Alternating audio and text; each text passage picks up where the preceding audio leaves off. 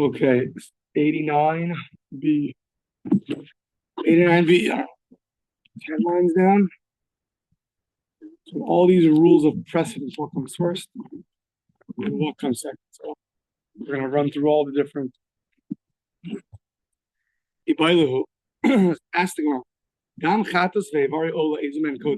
The blood of a sin offering or the limbs of an ola offering. Which one takes precedence? Dam chatas kodem. The blood, if you have to apply the blood of a sin offering, that comes first. Why? That's going to atone. So that which atones takes precedence. Says the Gemara, Odilma, Avari Ola Kodman. Maybe the limbs of an Ola will take precedence. Why? They get fully consumed on the altar. So which one should come first? The blood of a chatas, which causes atonement, or something which gets fully consumed on the altar. Apparently, that's not just a fact, that's a reason which takes precedence. Something extra holy about the fact you get fully consumed.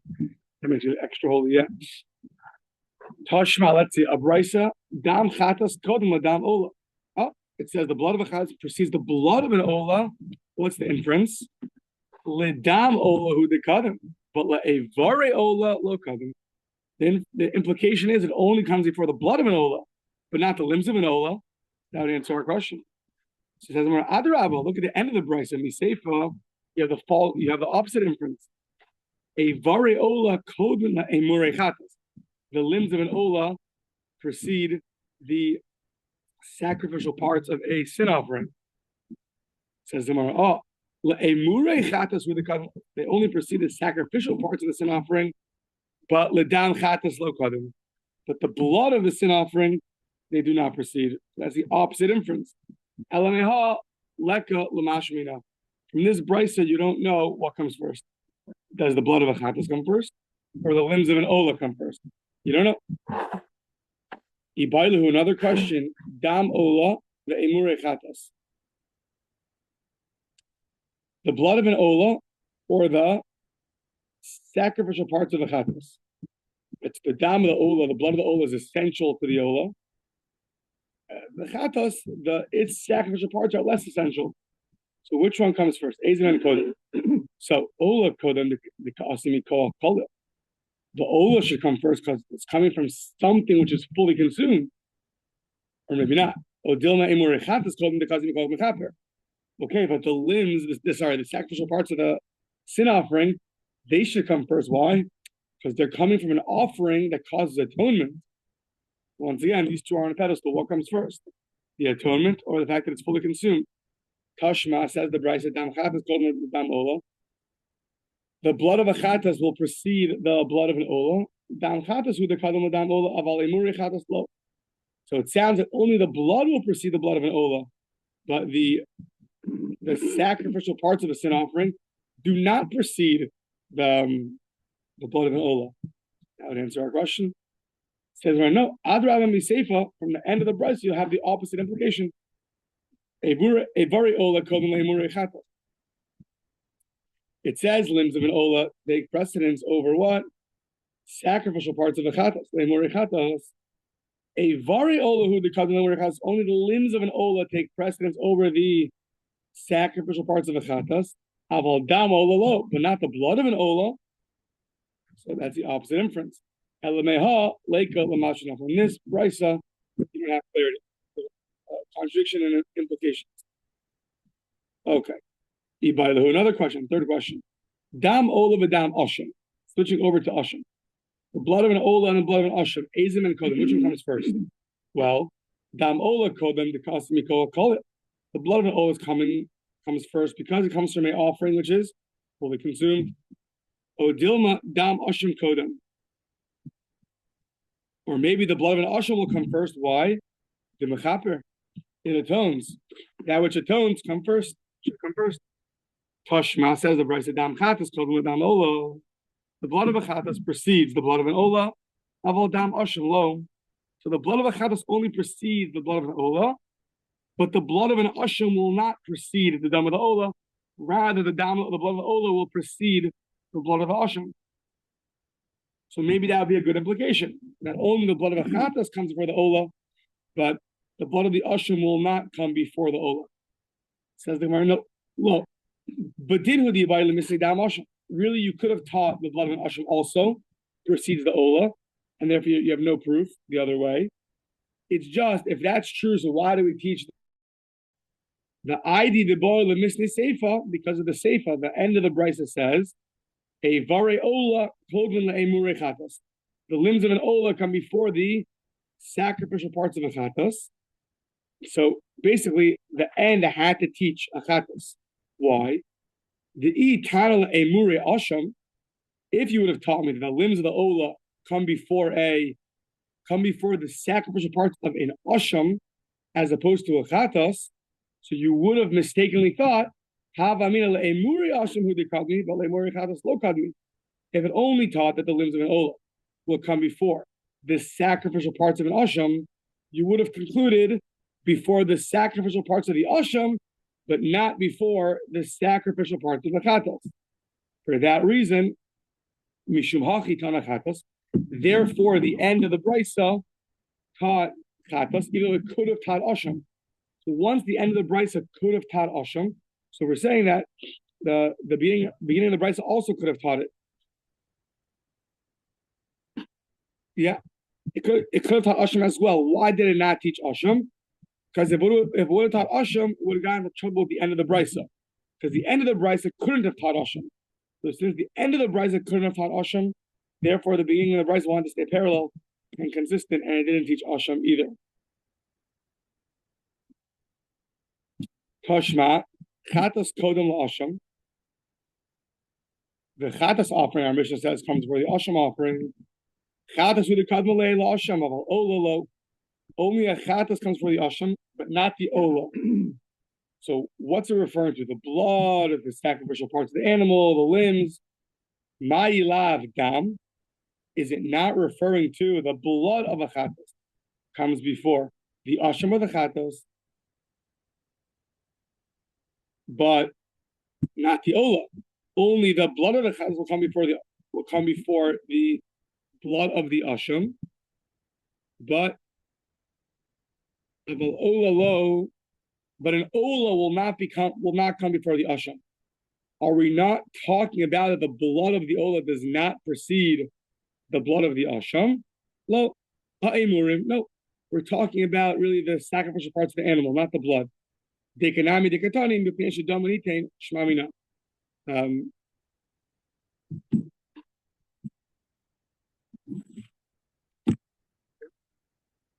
How does that prove to you that we're talking about the sacrificial parts of the animal?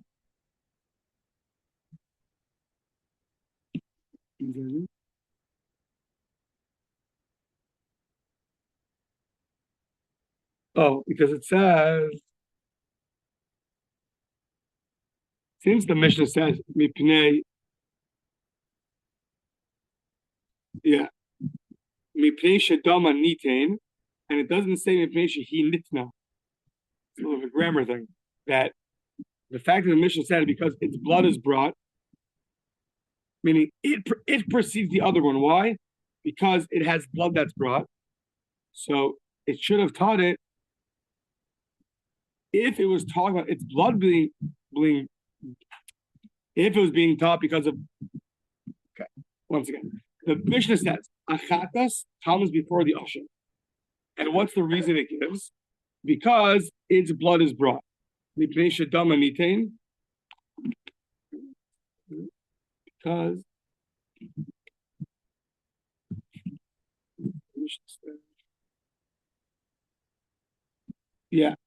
Mishnah says that a chatas comes from an asham, because why does it come first? Because its blood is brought on four corners. So now, when the Mishnah said it comes before the asham, what is it referring to? The blood or the parts of the animal? So since the explanation is because its blood is brought on the four corners, so we're talking about its sacrificial parts, what comes first? Meaning we're talking about the parts of the animal come first. Why? because its blood is brought on the four corners. If we were already talking about the blood and you're trying to say that the blood comes first, so you wouldn't explain it by saying because the blood is brought. You would rather say, you would just say because it's brought. Because it is brought on four corners, not because its blood is brought on four corners. When you explain it with its blood is brought on four corners, it means you're talking about something else. And the explanation is that whatever it is will come first, referring to the parts of the animal, because its blood goes on the four corners. But if you're already talking about the blood, you don't even mention blood again. That's what we're talking about. So you would have said the blood comes before the asham, since it is brought on four corners, not its blood is brought on four corners. We're already talking about the blood. Yeah. So that when it said chatas comes before the asham, we weren't talking about the blood applications. Rather, we're talking about the parts of the animal. You now already applied the blood. You now want to apply the parts of the chatas. You want to put it you want to bring up on the altar the parts of the chatas or the parts of the ola. Which one comes first? That we say the parts of the chatas comes first, since its blood is brought on four corners. Okay. So we said that a chatas comes for the asham. Says the Gemara, say the opposite. Adrab asham kadam shekin yesh lo kitzur. The asham offering actually has a minimal requirement of how much you have to spend on it. It's gonna have whatever it is, two shkalim. But afilu hachi ribui de mizbeach adam. But even so, the ribui de mizbeach adif,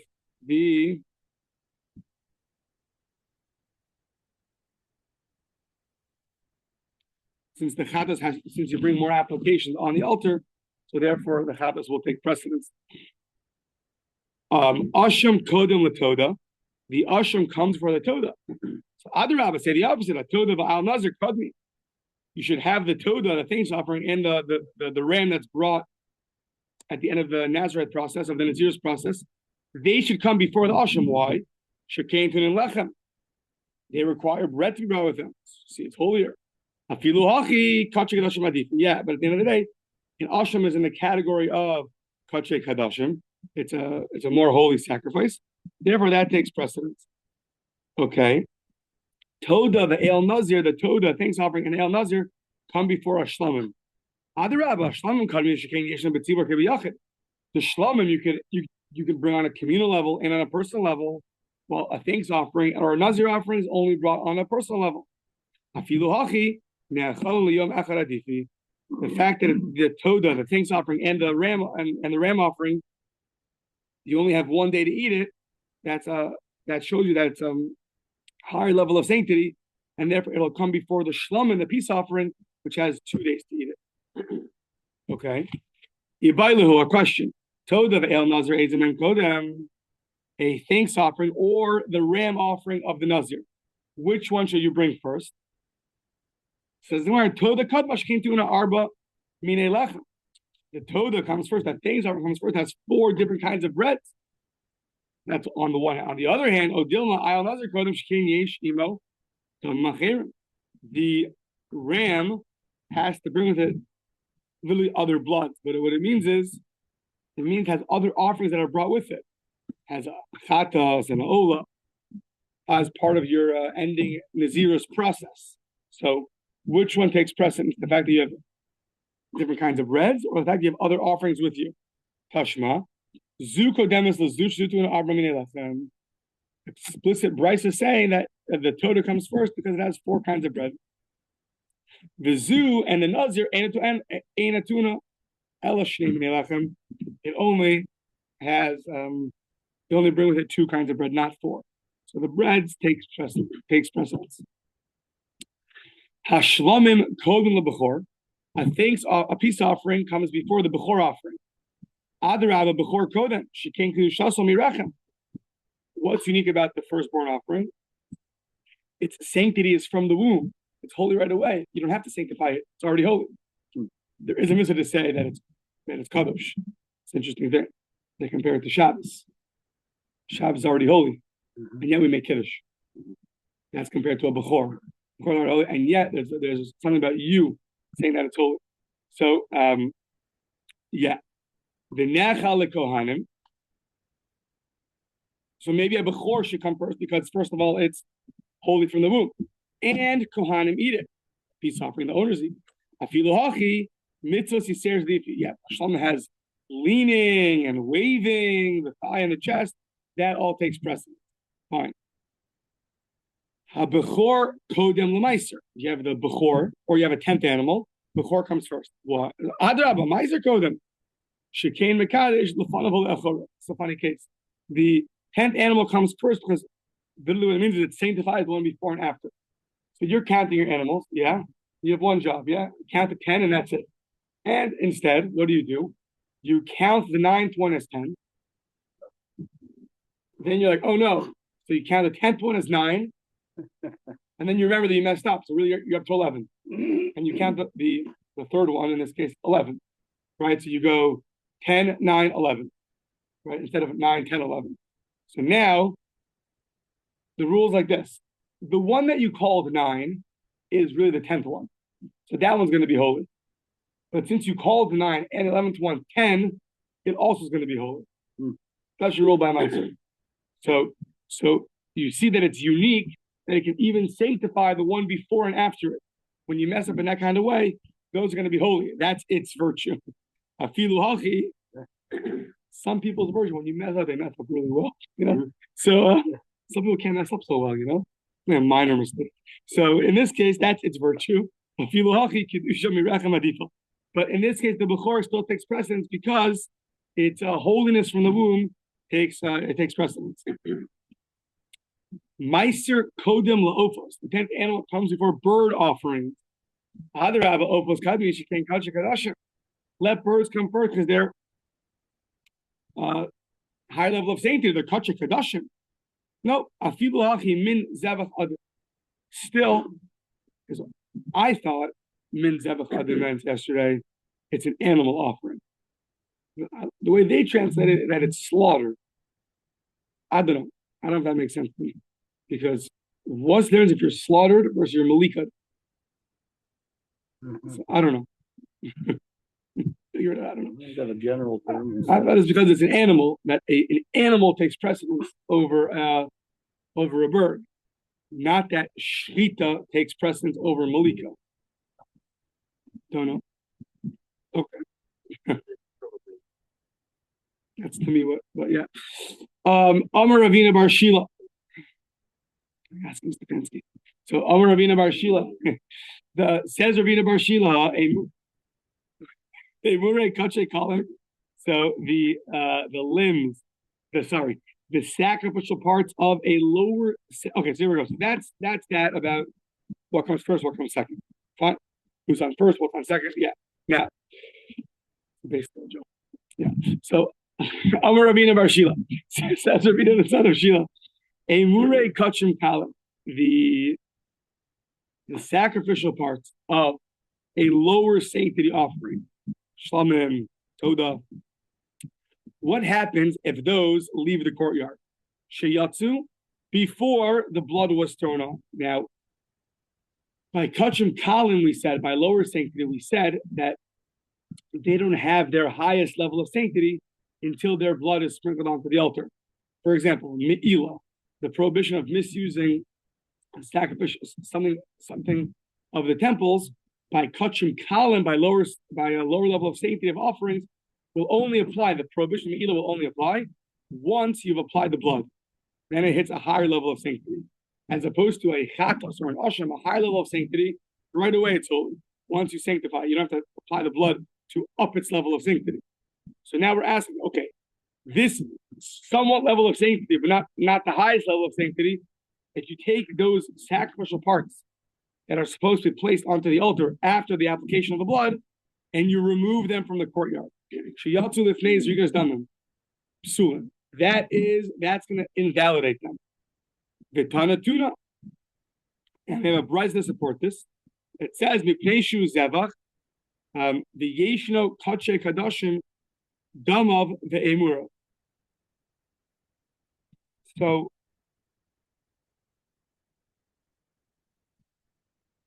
our Mishnah is gonna support this because it says that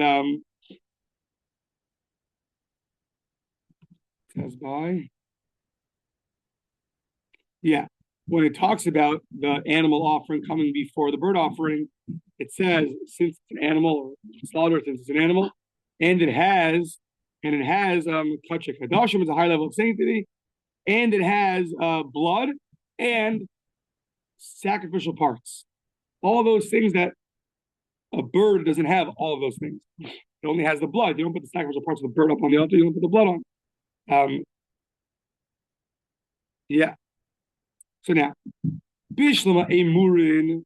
I understand when our Mishnah said that the animal will take precedence over the bird, and it mentioned that we have all these sacrificial parts, so that a bird doesn't have. But why, when you're differentiating between a bird and an animal, you said that, the animal has blood. The bird also has blood. Eladam mihayise. Elalav kamash malan. It must come and teach you as follows. A murin kidamo. The sacrificial parts are like the blood. Ma damo lifnei zrika. Af a murin kodem zrika. Just like the blood is applied before, so too the emurim are af emurim kodem zrika.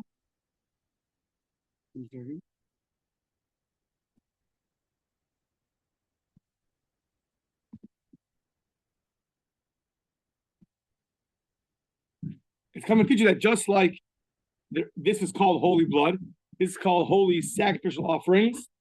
The blood is called holy blood even before you throw it. So too, these sacrificial parts are still called sacrificial parts even before the blood was thrown. We're comparing the two. Now, v'kakari lahu kachei kadashim, and yet our Mishnah says that both of these, both the blood and the sacrificial parts, are called kachei kadashim. Okay. Umad damo mifsal biyotze, just like the blood, if you bring it outside the courtyard, will be invalid. Thank you. Af emurin mifsali. So to the sacrificial parts, if they're brought outside the courtyard, they're also going to be invalid. So we see that the sacrificial parts follow suit of the blood. Okay. And therefore, even though by kachim kalim, by lower level of sanctity, where unless you throw the blood, it doesn't have a higher level of sanctity, but still it'll have the same rules as the blood. And if you remove it out of the courtyard, it's going to be invalid. So Nema Misayele, let's bring a proof to this. Basar kachim kalim shiat le'nezikas damim.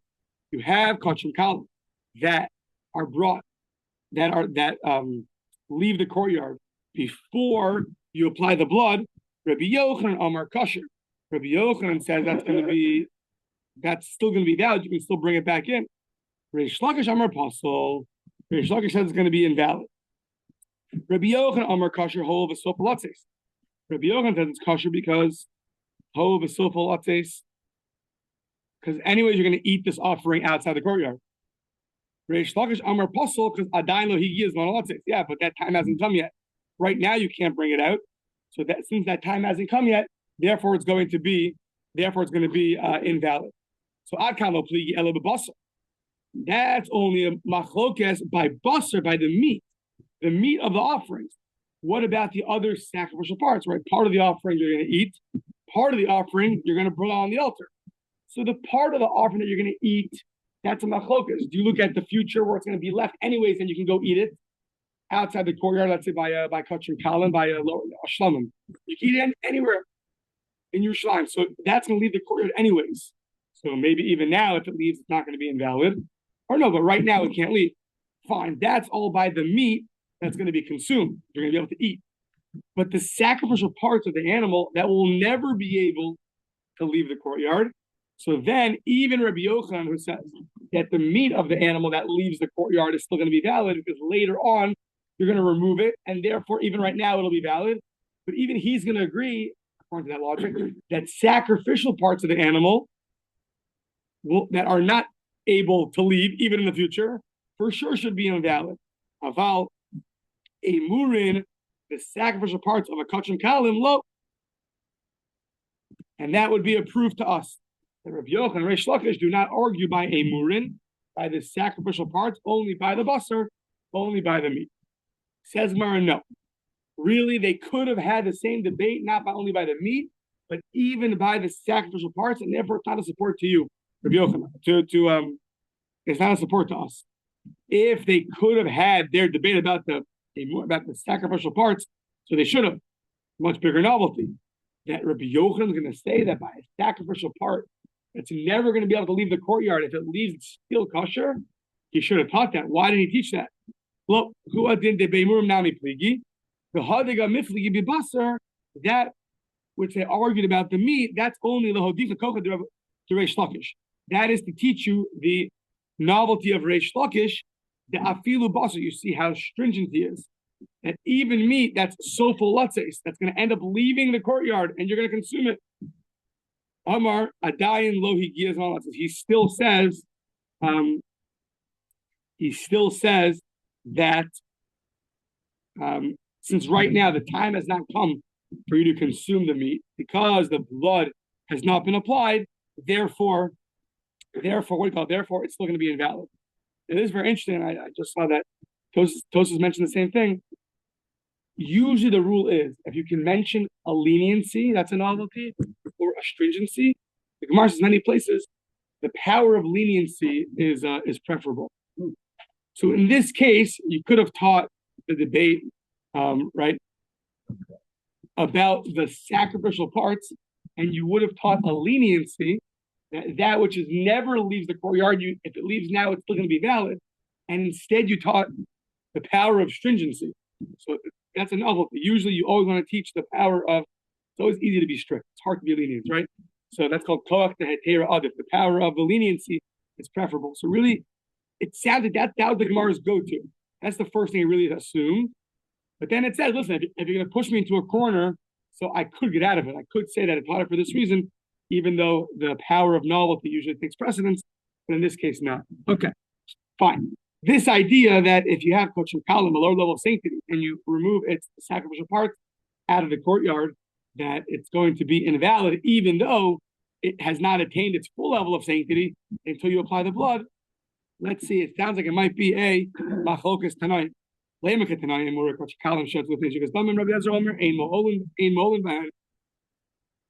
Sacrificial parts of the animal that leave before the application of the blood, they'll never have me'ilah. Right? Rashi says, even after the blood has been applied, they'll never have me'ilah because it's not going to help you. Once you leave, it leaves the courtyard, so you're done. The ein chayavin alein mishum pigel, and you're not going to be liable for pigel because if you removed it from the courtyard, it's like it's a zero, so nothing's going to apply to it. Even after the blood is thrown, you're not going to have me'ilah, you're not going to have pigel, you're not going to have nosar, leave it overnight. Tameh, if it becomes impure, it doesn't matter. It's like nothing. It's like bringing. It's like your crackers. If you walk around with crackers in your pocket, there's no pigel on your crackers. It's not an offering. So the parts that are left of the courtyard, can go down to a zero. It's a nothing. So it's not going to have any of these restrictions that regular things have. That's all Rabbi Eliezer. However, Rabbi Akiva, one of his students, Omer Molin Bahen, that no, there is Me'ilah, even though it left the courtyard, but there's still going to be Me'ilah. And you will have the restrictions of pigel, if you have the wrong thing in mind, or no, sir, if you leave it overnight, or tameh, it becomes impure. So, what are we talking about? Are we not talking about a case where you afterwards brought it back in? And that's, I mean, you took it out and you brought it back in. And there, that's debatable. We're talking about, does bringing it out to the court invalidate or does it not invalidate? That's the machlokas. That's the debate. Papa, no. If you would bring it back in, so then nobody argues, meaning everyone's going to agree that it's going to be good if you actually bring it back in. Where you leave it outside and you don't bring it back in.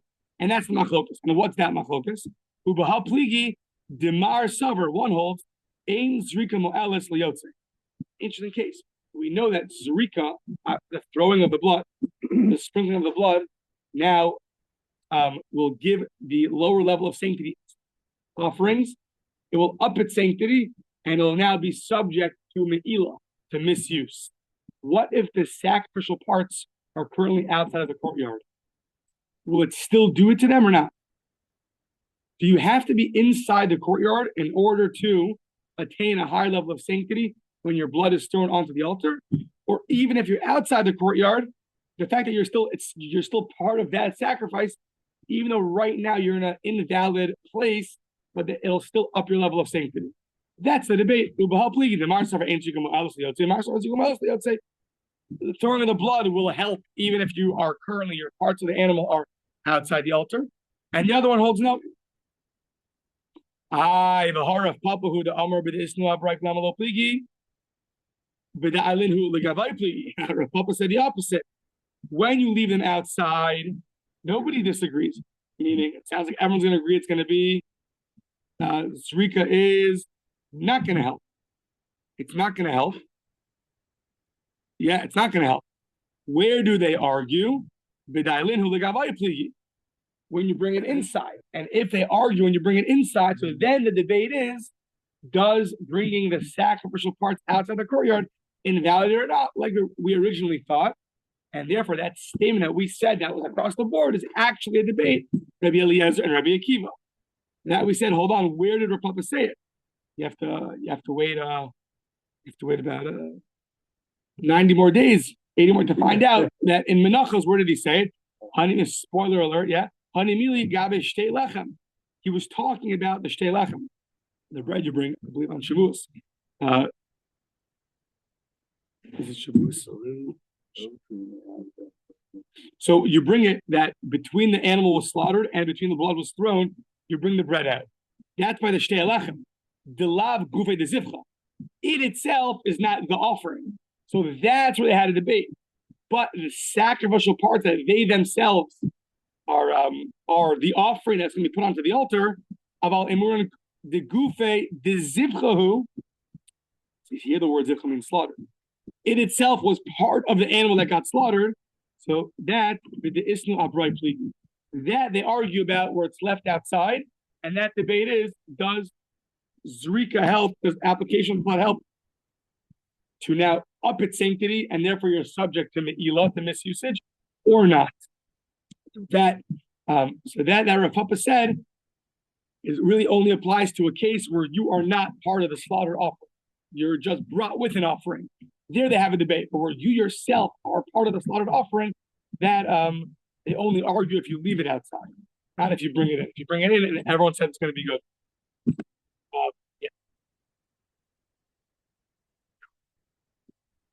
Yeah. Okay. So. Ophos kodman. Okay. Birds come before flower offerings. You can bring flower offerings, communal flower offerings, as opposed to the birds. Birds you can't bring communal bird offerings. So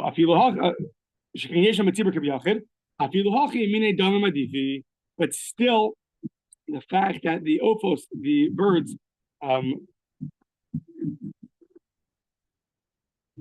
the fact that the birds. But the fact that they have blood? Yeah. Before you that same language for the sacrifice, okay. And it still has a blood. You either apply the blood or you squeeze out the blood. It has blood, so therefore it takes precedence. Minchas chote, the sin offering, the flour sin offering, precedes the voluntary flour offering. Adrabah minchas nedava kodemes shekein tu Hashem u'levona. Say that the mincha nedava kodemes, that the flour offering of a voluntary flour should come first because it has oil and spices. So we're saying that the sin offering, the flour sin offering comes first because it atones. Okay.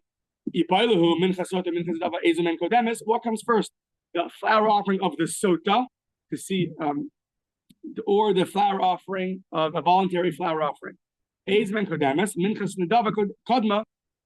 flour offering of a voluntary offering comes first. Why? Shekain tu Hashem levona, because it has oil and spices. Okay, that's on the one hand. On the other hand, Odilma mincha sota kadma shekain bal levarer avon. You're bringing the sacrifice to clarify, did this sota do an avera or not? So maybe that should take precedence. So let's see. Tashma, minchas sota, the sin offering of a flour sin offering comes before the voluntary flour offering. Why?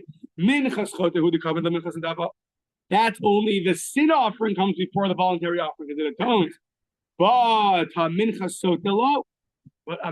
sota would not come before the voluntary flour offering. Says Gemara, it didn't say that the sin offering comes before the voluntary offering because it atones. Mika tani mipnei mechaperes? No, mipnei ba'alachet katani. So it just the sin offering, the flour sin offering comes first because it comes for an avera. Not that it atones, it might be true too, but it comes for an avera, and therefore that's more important. So if that's true, then the sota also comes because of a potential avera, so it should also come first.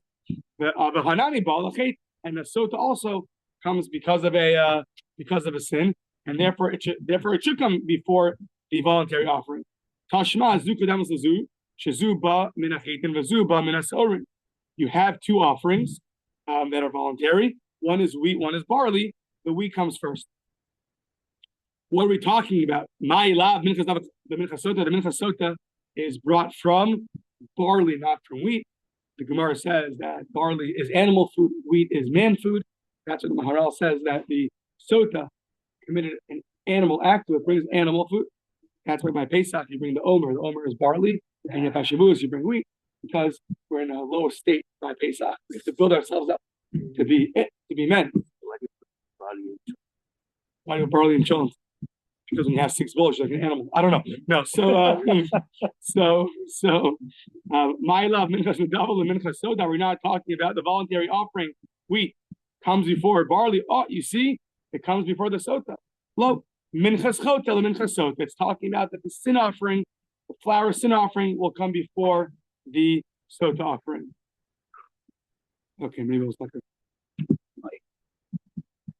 Oh, the ice because we're stopping. You want some more? Got it.